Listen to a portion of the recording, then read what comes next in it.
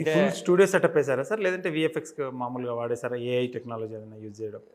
Beginning story అని మనం మన చేతిలో ఎంత అవుతుందో అని ఏఐలో స్టోరీ ఒక starting story we told in AI.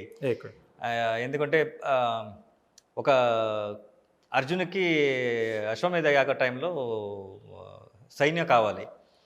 నేను కృష్ణ ఒక్కడే ఇది ఉంటే చాలు అని చెప్పా.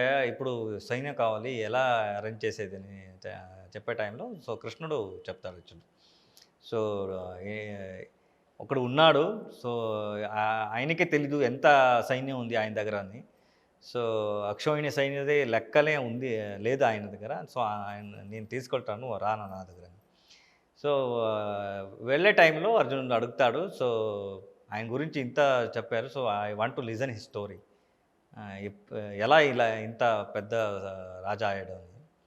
సో ఒక రోడ్ పైన ఉండే ఒక భిక్షుకుడు ఎలా కుంతల సామ్రాజ్య రాజా అయ్యాడు, అధిపతి అయ్యాడు. So that's a movie. So అది ఎవ్రీ సక్సెస్ ఎవరెలా సక్సెస్ అయ్యారో ఆయన బిగినింగ్స్ చూస్తే ఒక చంద్రహాసనే ఉంటాడు యాక్చువల్లీ.